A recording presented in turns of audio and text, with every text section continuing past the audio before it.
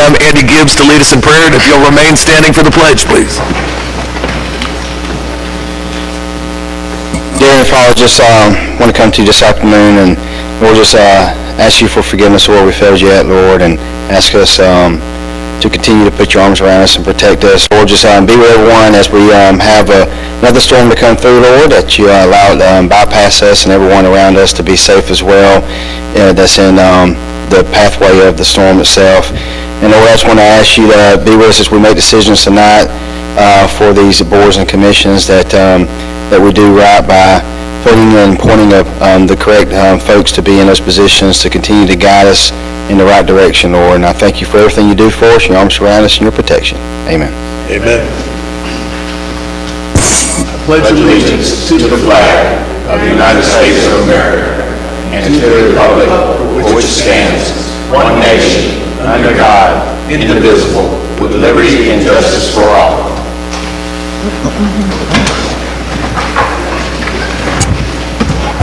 Thank you, Andy.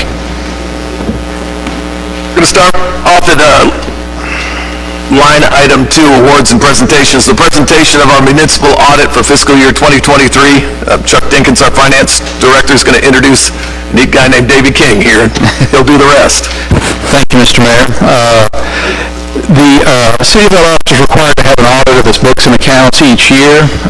This year, the audit was performed by the firm of Malden & Jenkins. We have with us tonight to present Davey King, who is an assurance manager with that firm.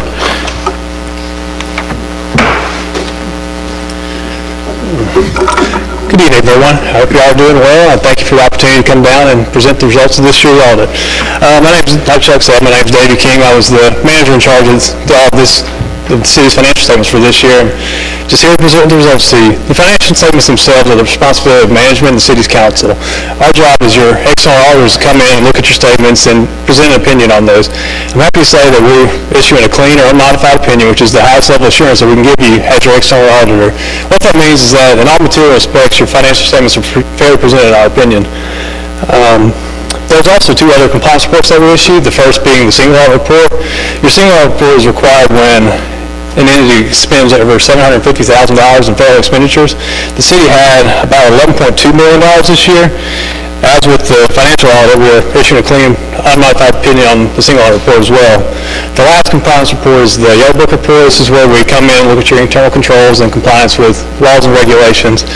I'm happy to say that there are no audit findings, no significant deficiencies or material weaknesses, so we checked all the boxes, clean report on all fronts. So I'd just like to hit a few financial statement highlights as well. And looking at your financial statements, you have the government-wide financial statements and your fund-level statements. The government-wide statements that present the operations of the city of Valdosta, much like that of a private sector business. At the government-wide level, the city had assets and deferred outflows of resources of about $431 million. Of this, $336 million is your capital assets, net of accumulated depreciation. There's about $53 million of cash, which is not all for being spent. Some of it's got restrictions at the fund level. There are liabilities and deferred outflows of about $182 million. And looking at your statement of activities, your revenues were about $109 million, offset by expenses of $96 million. This resulted in an increase of about $13 million, resulting in $249 million of net position, most of which is your net investment in capital assets, and then you have an amount that's restricted, has purpose restrictions for public safety, capital outlay, whatever it may be. And then if you look at the fund level, I'm going to really just hit on the general fund and the water and sewer. General fund being the heart and soul of the operations of the city, I find it important to look at. So if you look at the general fund, it had assets of about $22 million, of which only $4 million was cash and cash equivalents. This was offset by liabilities and deferred inflows of resources of about $4 million. And flipping over to your income statement, you had $42 million in revenue. And if you look at your packet on page 5, you'll see a breakdown, a pie chart of your revenues. You'll see that a bulk of that revenue, about $38 million, was your property taxes. Your revenues were offset by expenses of, of about, where are we at? $40 million, sorry. There are also transfers to and from other funds that netted to about $2 million. Overall, general fund saw an increase of $5 million, resulting in fund balance of $17.7 million. Like with the other wise statements, not all of this is liquid and available to be spent. There's only the unassigned balance is to be spent or has no purpose restrictions, and that we're looking at about almost $10 million of unassigned fund balance. We always like to give you a good indicator of the health of your general fund. We look at the expenditures and how much working capital you have if the doors were closed today. The general fund incurs about $3 million a month, so if the doors were closed today, you'd have about 163 days of working capital, which is about 5 months, which is a good place to be for a city, considering that most of your property taxes start coming in October, November, so that'll carry you through the first part of the year until those collections start coming in. So I think it's a good place to be. So flipping over, looking at the enterprise funds. The main enterprise fund is the water and sewer. It accounts for about 90% of your business type activities. Water and sewer fund had assets of about $211 million, of which $205 million are your capital assets net of accumulated depreciation. Liabilities were $59 million. Of this amount, $47 million are long-term, meaning that they won't be due next fiscal year. Looking at the income statement of the water and sewer fund, there's $24 million in operating revenues, $18 million in expenses. There's also non-operating income, capital contributions, et cetera, that netted to about $4 million. So overall, an increase of about $1.4 million, resulting in fund balance of $152 million. So it's a good place to be, a strong water and sewer fund, good operating revenues. Overall, I'd say great job, and I'd like to thank Chuck for all his work and getting us everything to us. His accounting department does a great job every year, pleasure to work with, and just it's an impressive set of statements. It speaks a lot to how much he puts into it. So thank you, Chuck. Lastly, there's several things that Oregon Standards requires us to communicate with you. Because we're issuing a clean opinion, essentially just a formality, there was no disagreements with management, there were no uncorrected misstatements, and AdJours were independent. With that, unless there are any questions, that concludes my report. Another good year, and we look forward to working with y'all in the future. Thank you for your time. But point of correction, you lumped all our taxes into property tax. It's sales tax and property tax that make them. Yeah, sales tax, local option sales tax. Thank you. Any questions, council? You said we had $10 million unassigned balance? Yes. That means there's no purpose restriction, so you'll see if you on the, sorry, let me pull that up. So for your fund balance in your governmental fund, I just have a copy of the statements, but I'll send this out later. But so you have different restrictions. So you have non-spendable, which is for your interfund advances. It's another fund, so that's assigned to cover that purpose. Then you have restrictions like public safety. You have an NPDES permitting. Pay 6. So the unassigned it doesn't have any purpose restriction. So it's kind of up to y'all as council. Which it's kind of built up over the years. It's not, and of that, with it being $10 million, it's not all liquid. You have about $4 million of cash that you can spend. He didn't mean you directly.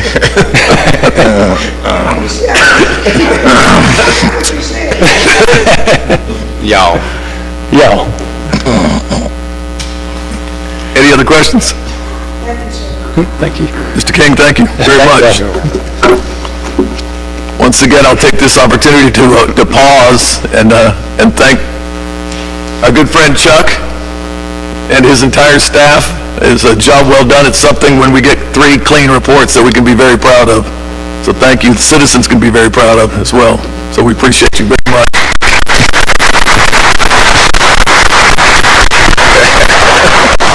The highlight of your year. I certainly can't take all the credit. All right, council, we'll move on to item 3, the approval of the minutes. You've had time to review. Is there any additions or deletions? Hearing none, the minutes are approved by acclamation. Item 4, public hearing. Consideration of an ordinance to rezone .57 acres from single-family residential R10 to single-family residential R6. Matt Martin, our Planning and Zoning Director, will present. Thank you, Mayor. We just have one public hearing item from the Planning Commission on the agenda this evening. This is a request by DPI Holdings, LLC, for property located at 1613 William Street. As you can see, it's currently zoned R10.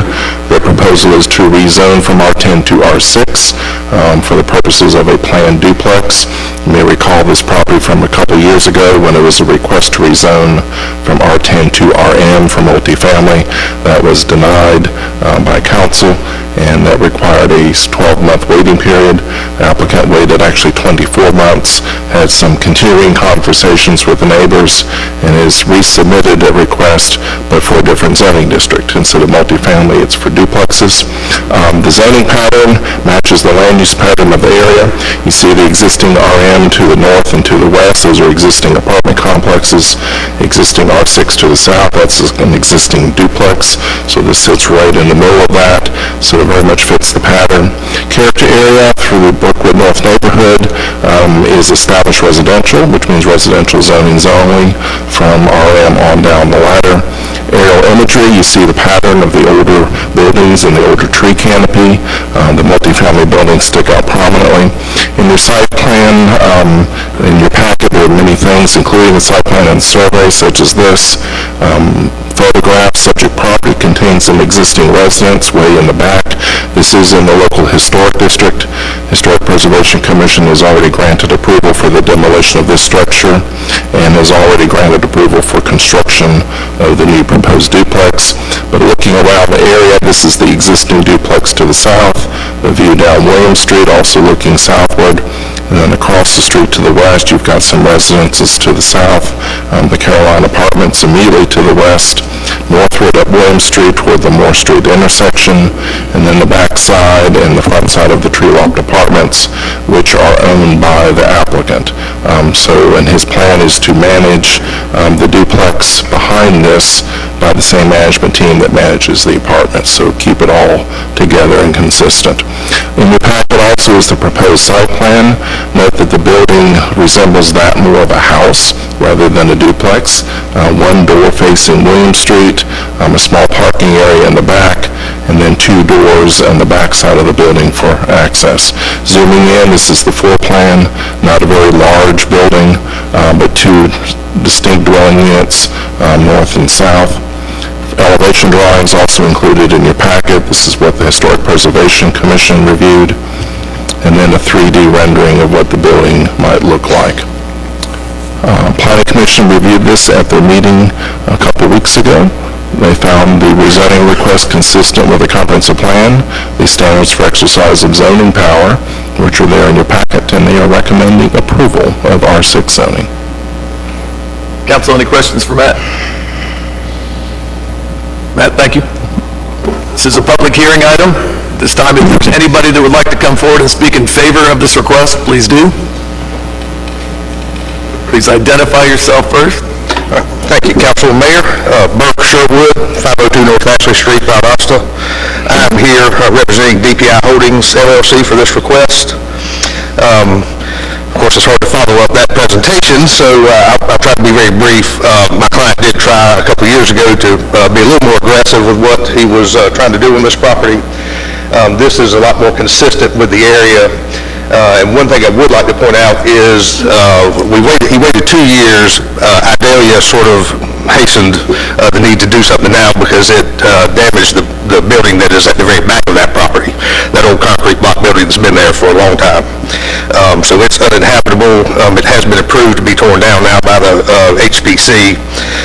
So he tried to figure out something to do with the property now to number one, make the property look better, and to be a productive piece of property for him as well. This will move the structure a lot closer to William Street. So the only residential, the only R10 that is touching this is behind it, which faces Iola. So this will actually move the building up. There'll be some parking right behind it, but we'll have a lot of green space between it, a bigger buffer between it and the residential house behind it. There's a duplex on one side. apartments on the other and apartments across the street. So, and it's a really nice design. I think it'll enhance the neighborhood, and we've also had 2 years to talk to the neighbors, and all the neighbors this time seem to be with us. So I think that was one of the biggest things. That's all I have. If there are any questions, I'll be glad to try and answer. Council, any questions for Mr. Sherwood? None? Thank you. Thank you.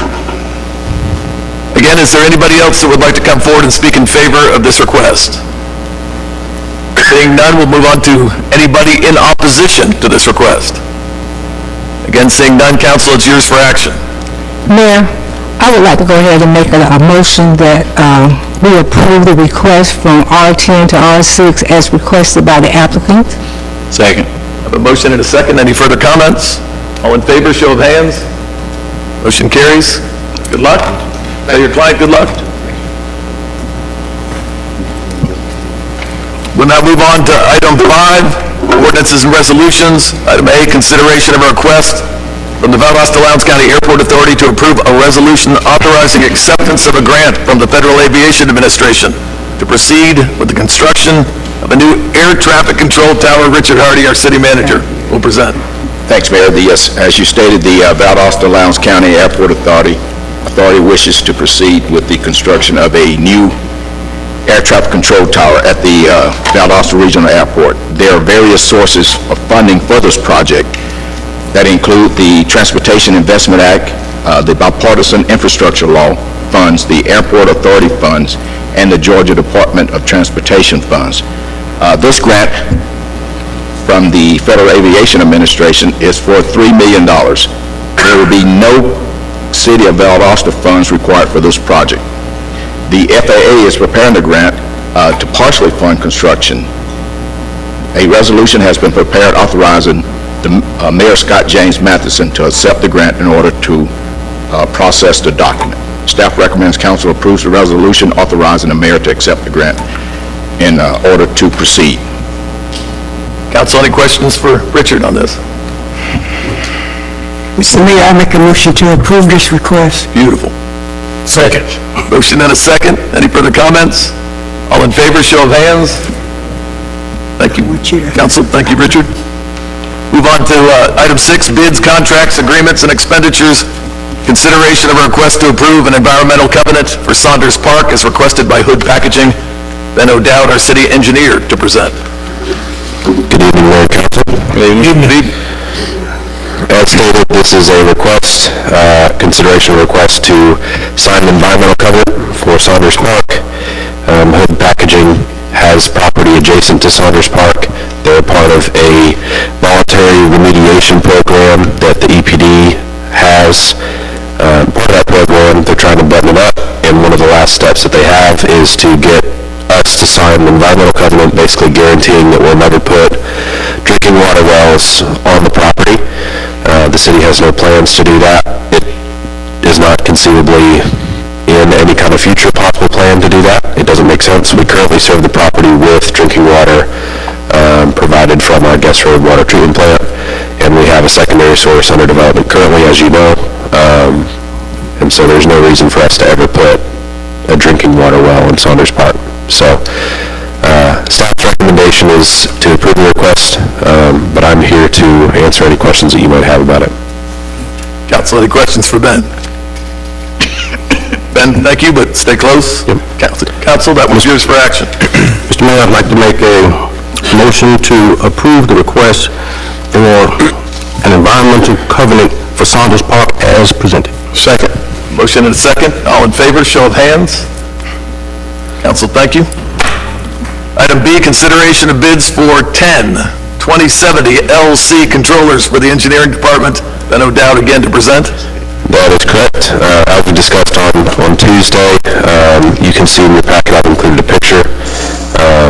This is a request to buy 10 of the item that's encircled here in red.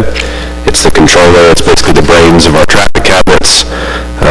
These things have a tendency to be damaged by lightning strikes, power surges, things of the like. We budgeted for $52,000 to purchase these. We put them out to bid. A unit cost bid came back, and the unit cost for these is $4,100 a piece. We're recommending recommending or requesting to buy 10 of them. And that's where the $41,000 comes from there. I'm here to answer any questions you might have about this one. Council, any questions about the cabinets? Let me just ask this one question, it's not a bad one. It's just, No such thing as bad questions, That's Councilman. right. With the budget, it came from which budget? So- 23, 20? So the way that we developed the $52,000 budget for this fiscal year was based on the purchase price from last fiscal year. I don't recall how many we bought. It might have been like 14 last year. Or maybe less. I can't remember, but we basically took the unit cost from last year and then assumed that we were going to buy 8 of them or however many, and that's how we budgeted that. And that's generally how we budget for our cabinets or for our controllers.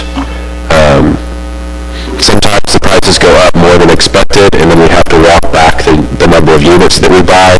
If I had to guess, based on the amount that we put out to bid, it looks like we put them out to bid and they came back at 61.5, which is over budget. So we walked back the number that we were going to buy to bring the purchase request back into the budget. Man, I think that's a good idea.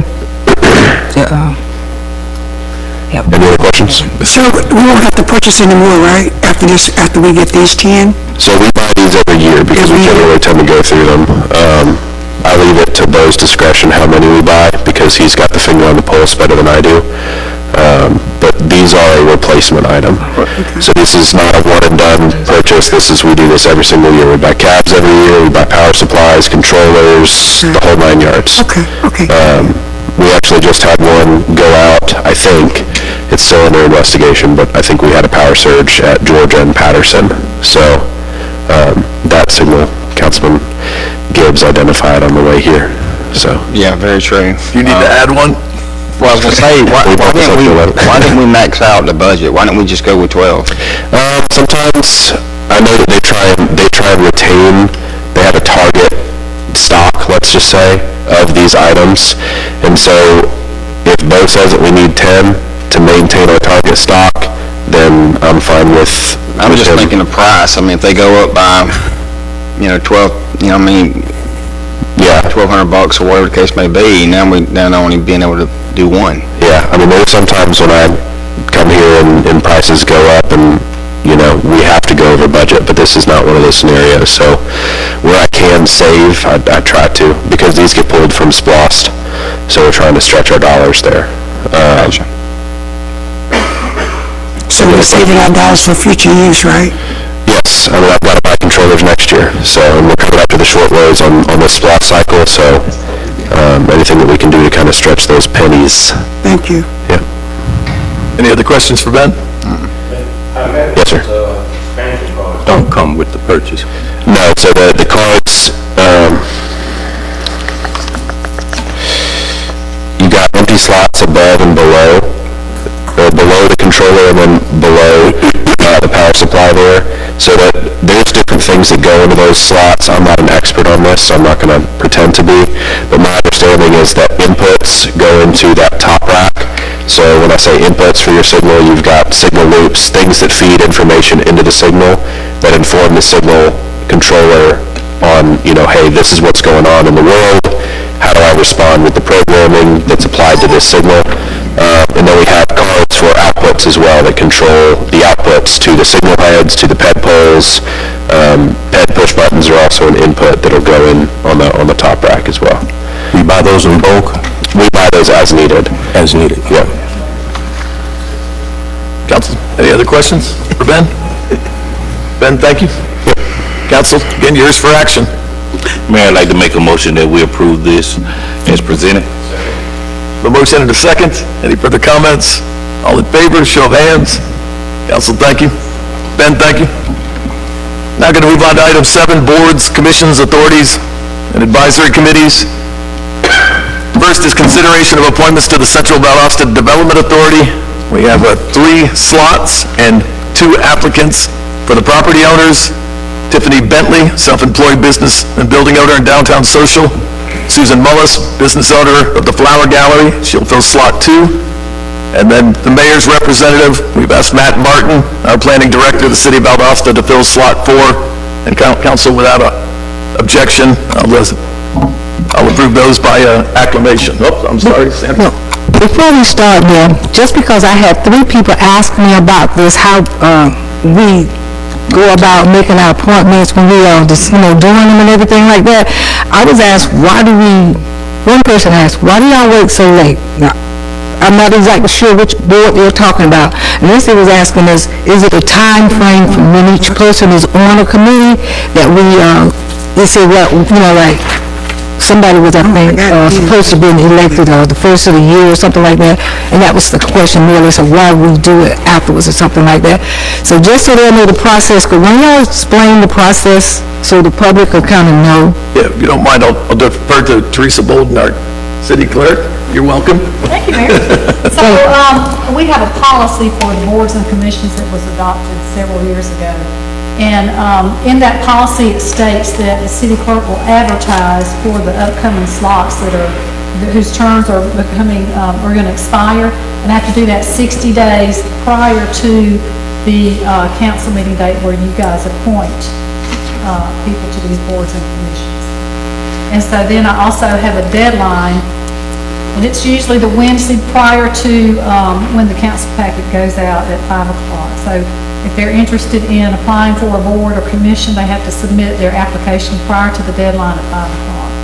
But I try to advertise on our website as well as in the Valdosta Daily Times. Okay. Is that clear enough? That's what we're going to take. Nope, but thank you for asking that. Everybody here now. So, Mayor, you assigned all 3 of those, correct? Okay. Correct. Okay. Correct, and we'll still have one open slot on that board. Is that how that go? No, he has one appointment. It was only 2 people that applied for 3 slots. 2, and then I have a mayor's appointment, and Matt Martin has agreed to. So that's 4 slots. So that's 3. 2 on the downtown property owner slots, and 1 on the mayor's representative slot. And that will leave 1 of the downtown property owner slots open, I believe. Well, can I just ask this question about that? I thought we made appointments last time on 2 of those slots, on some of those slots with the downtown. Did we do something like that? We did, and Daniel backed out, or Daniel resigned. I know. So I know. One of the slots. Okay, that's one of them. But I only thought we had maybe 1 slot to fill. Now I'm hearing it's 3. So, Councilwoman, at the last time y'all made appointments to the CBDA, there was 2 slots that were downtown property owners, and 1 was another one that could be like a merchant or something. Mm-hmm. But y'all put those 2 people, I think, under downtown property owners or something like that, and so that left the slot open. But we had 1. That's what. And you had Daniel Bayman, who resigned, and his resignation was effective March the 31st. And Jeff Hansen has also resigned, but he has stated that he will stay on the board until his replacement is made. That's your 3rd. And so he does not have a replacement just yet, but he will stay on until, I think, the end of May, until his replacement is open. Okay, so his slot really isn't open. It's open if somebody else, Slot is open, if somebody wanted to apply for it. But there was nobody who met the qualifications for that particular slot that applied. Okay. Good. Yeah, yes. All right. So again, by acclamation, we'll approve Tiffany Bentley, Susan Mullis, and Matt Martin. Council, thank you. We'll move on to item B, consideration of an appointment to the Greater Lowndes Planning Commission. Greater Lowndes Planning Commission has a member, Johnny Ball III, whose term will expire July 8th of 2024. He's not expressed an interest in being reappointed. We have 3 names: George Foreman, Rodney Godfrey, and Dexter Laird. I will now open the floor for nominations. Mr. Mayor, I'd like to nominate George Foreman. Second. Motion and a second. We will act on Mr. Foreman first.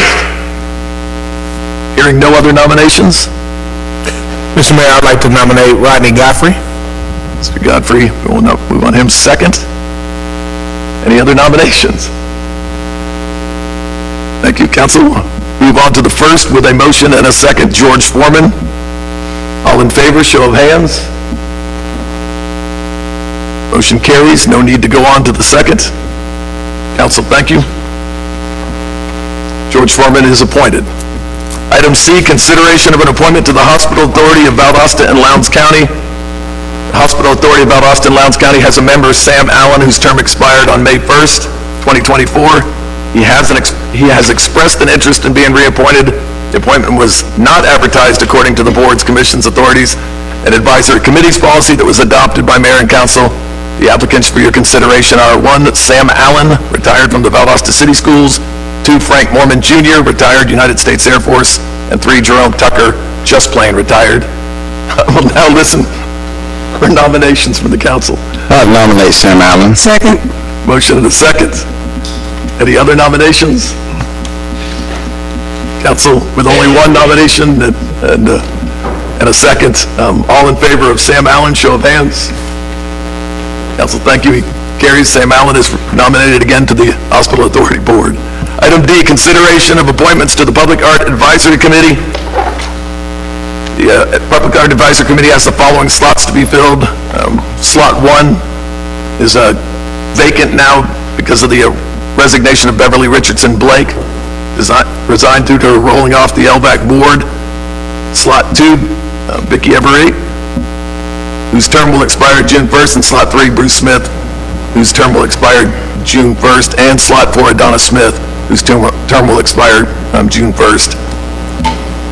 Dr. Richardson Blake and Ms. Everett have expressed an interest in being reappointed. Bruce Smith and Donna Smith have not. So for slot 2, Ms. Everett.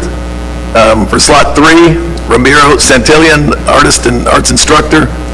And slot 4, Dr. Beverly Richardson Blake will then step into the community at large slot. So she just pulls a shift. So again, without objection to any of those 3 appointments, I will consider them done by acclamation. Is that all right? Council, thank you. I know that was an odd shift for her to step off and step back in at large, but it works for me. She's invaluable. Item E, consideration of appointment to the Valdosta Housing Authority. Valdosta Housing Authority has a resident member, Shonda Jenkins, whose term will expire on July 1st, 2024. Ms. Jenkins has expressed an interest in serving again. This appointment was advertised according to our commissions and board policy. So since it's my appointment, I will reappoint Ms. Jenkins and thank her for her service on that board as well. Item F, consideration of appointment to the Valdosta Lowndes County Construction Board of Adjustments and Appeals. That board has a member, Dennis Carlton, business owner and HVAC contractor, whose term will expire June 30th of 2024. He has expressed an interest in being reappointed. We did advertise this according to all our policies, and with 1 slot and 1 applicant, without objection, he'll be appointed by acclamation again. Council, thank you. Item G, consideration of appointment to the Valdosta Lowndes County Parks and Rec Authority. Alvin Payton Jr., whose term will expire June 30th of 2024, has expressed an interest in being reappointed. There are many nominees: George Foreman, Job Development Coordinator for Goodwill; Rodney Godfrey, Licensed Funeral Director; Alvin Payton Jr., retired from the Technical College Administration; and Cedric Williams. I will now open up the floor for nominations. Mayor, I would like to make a nomination that we appoint, Alvin Payton. Second. Reappoint. Motion and a second. Alvin is in. It's the first nominee. Are there any other nominees? Hearing none, we'll act on the 1. Alvin Payton Jr., all in favor, show of hands. Alvin Payton returns to the Parks and Rec, where he has served us well. Final one, I think. H, consideration of appointment to the Valdosta Lowndes County Zoning Board of Appeals. Samuel Clements, whose term will expire May 8th, has expressed an interest in being reappointed. There are multiple candidates, though. Samuel Clements, Tony Daniels, and Rodney Godfrey. I'll now turn it over to you for nominations. Make a motion. Are there any nominations for the Zoning Board of Appeals? I would like to nominate Tony Daniels. Nomination on the floor. Is there a second? I don't know who he is. Who is that? We are going to leave this one vacant. Who is that? With Second nomination. I'd like to nominate Rodney Godfrey. I have a nomination for Rodney Godfrey. Second. That's what I was telling you. All right. Richard, proceed with the only one that got second. I didn't get a second for the first nominee. Yes. No, you didn't. Okay. All right. We will move on with the only nominee that had been seconded, Rodney Godfrey. All in favor, show of hands. Mr. Godfrey is appointed. We'll now move on to the citizens to be heard. This portion of the meeting, we ask that you come forward, state your name and address, so that we may have it for the record. Our policy requires you to stay under 3 minutes so that others have time to be heard. Again, please direct all comments to council as a whole. Do not attempt to engage individual members in debate. It is our policy to follow through with you and your concern almost immediately after. We ask that any groups that want to address the council designate one spokesperson to represent the group, again, so that all will have time to be heard. Having said that, are there any citizens wishing to be heard at this time? Please come forward. This is going to be a quick night. We'll close out that portion of the evening. We'll turn it up. I apologize. I will pause and hold the floor. Hello, my name is Rosanna Jenkins. My address is 600 West Valdosta Street, Valdosta, Georgia. Dear Mayor and esteemed members of the Valdosta City Council, good evening. My name is Rosanna Jenkins, and active community member in the District 1 in this beautiful city of Valdosta. I stand before you today to extend a cordial invitation to you and the entire City Council to join us at Women Flowers Church of Christ for a special self-care, health screening, and family wellness event on Saturday, June 1st. As a member of our esteemed community, we understand the demanding nature of your roles and the importance of prioritizing your well-being. Therefore, we are asking of your presence and participation to engage in proactive health measures and self-care practice at this event. Hosting a healthcare screening event in Valdosta, Georgia can bring numerous benefits to the community and its residents. Here are some of the reasons why such an event is important. Healthcare awareness. Health screening events serve as an opportunity to raise awareness about various health issues prevalent in the community by offering screening for conditions such as diabetes, hypertension, cholesterol levels, and cancer. Individuals can become more informed about their health status and potential risks that may face. Early detection and prevention, access to healthcare services, promote health lifestyles, community engagement and support. The event features various health screening, including but not limited to blood pressure checks, cholesterol screening, and BMI assessment. In addition, we will have healthcare professionals available to provide personalized consultations and offer valuable insight into maintaining a healthy lifestyle. Hosting a health screening event in Valdosta, Georgia is crucial for promoting health awareness, early detection, access to health care services, healthy lifestyle, community engagement, and reducing health disparities by prioritizing preventive care and empowering individuals to take control of their health. Such events contributes to the overall well-being and to the community.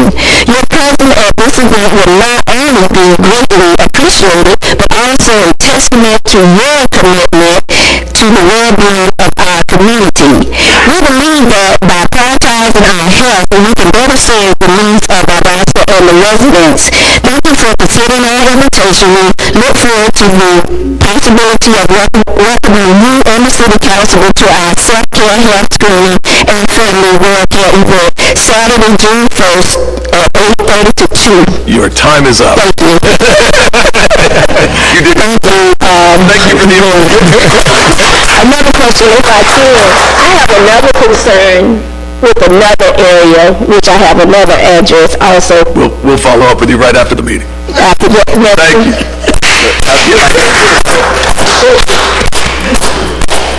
Are there any other citizens wishing to be heard at this time? All right, we'll close out that portion and turn it over to Richard Hardy, our city manager, for the city manager's report. Thanks, Mayor. Some upcoming events. We're closing out we just closed out our Brown Bag Lunch Series today.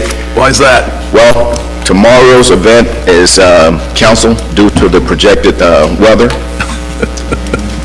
On May the 11th, from 9 a.m. to 11 a.m., our monthly community road cleanup is taking place on Melrose Drive from East Park Avenue to Lakeside Drive.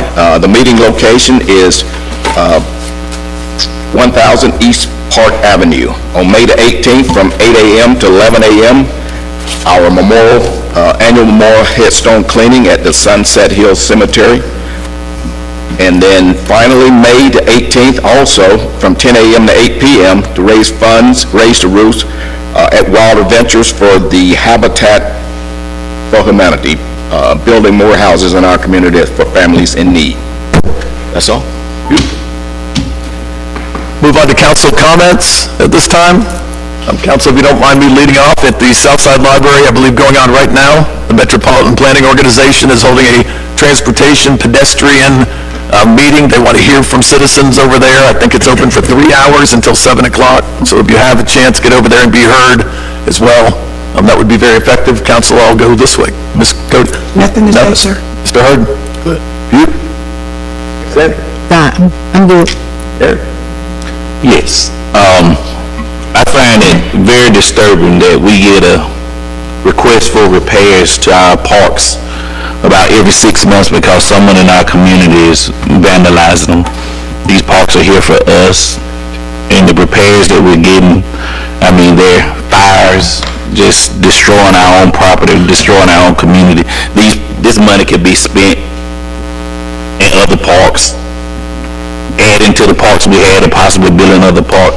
So I think our city manager probably could come up with a handsome reward if anyone knows who's doing this. If y'all can point that person out, I'm quite sure that our city manager and our Parks and Rec authority will be willing to compensate you handsomely. Out of his own pocket? Hey, wherever it comes from. I just think it needs to stop. Yeah. That is a shame, Eric. Mr. McIntyre? Richard, do you know off the top of your head how many Habitat homes are under construction right now? And what's the annual projection on how many? He could have built 10 this year. Sorry, Richard. He could have built 10 this year. He could only qualify 5, so they're going to get 5 built this year. 5, okay. Yep.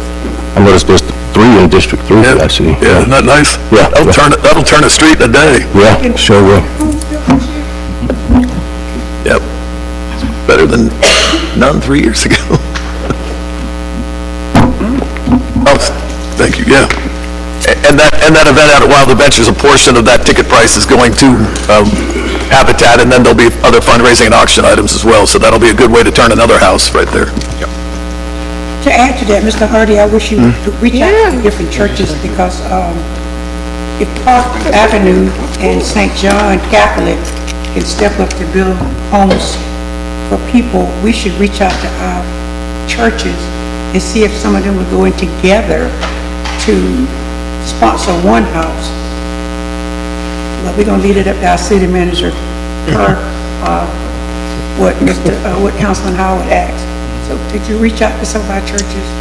Yes, I know the mayor has a very dedicated program, and we'll make sure we contact those individuals. Thank you, sir. And just to reference what the city manager was talking about, the city renewal for the second year, all the churches that are part of the mayor's prayer group have come together, plus invited others. They're going to be taking on 15 homes that are the first 15 out of our CDBG program, the ones that are on the outside looking in.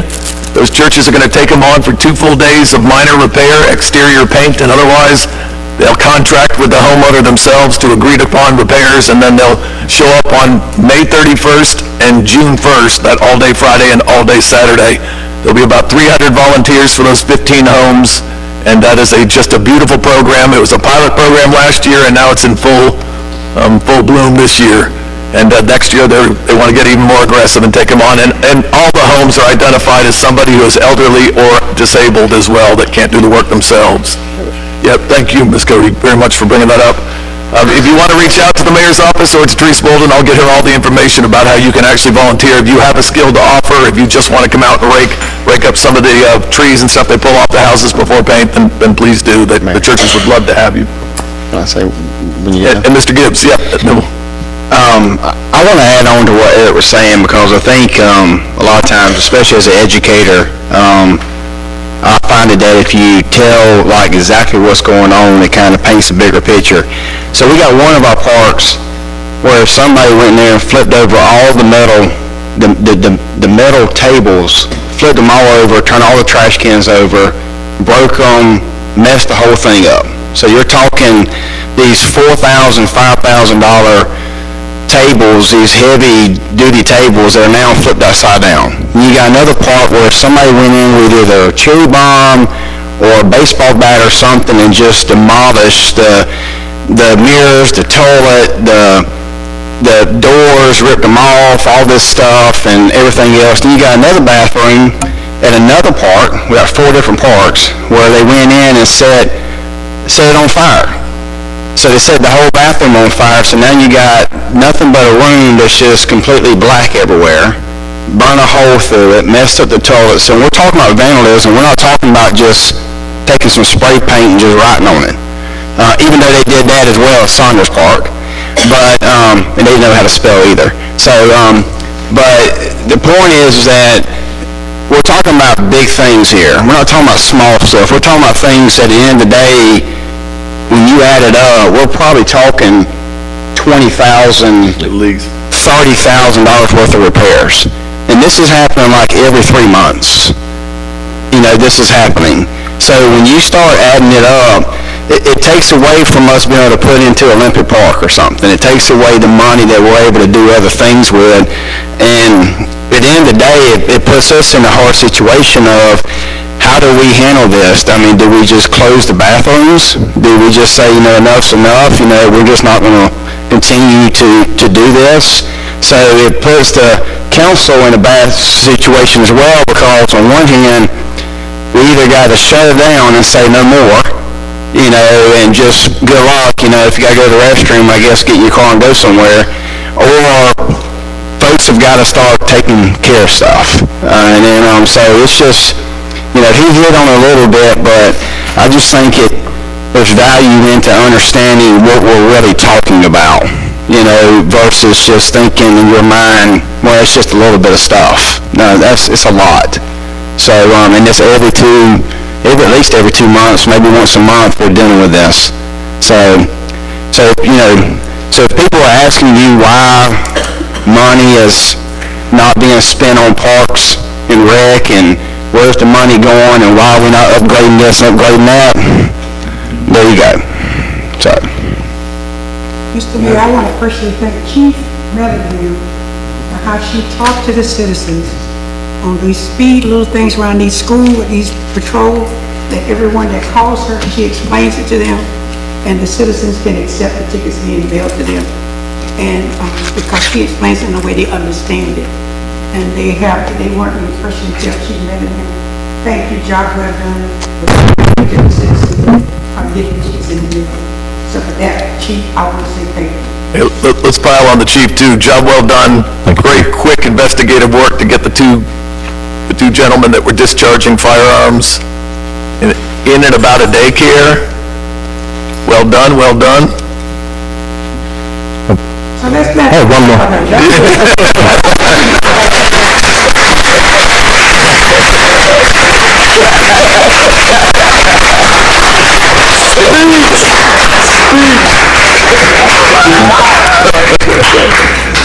Council, any comments? Listen, one thing, Mr. Mayor, I'd just like to remind Mayor, Council, and the public that we still have our battalion chief in the hospital, Robert Screen. Let's continue to keep him in our prayers. Thank you very much. Thank you. Motion to adjourn? So moved. All in favor?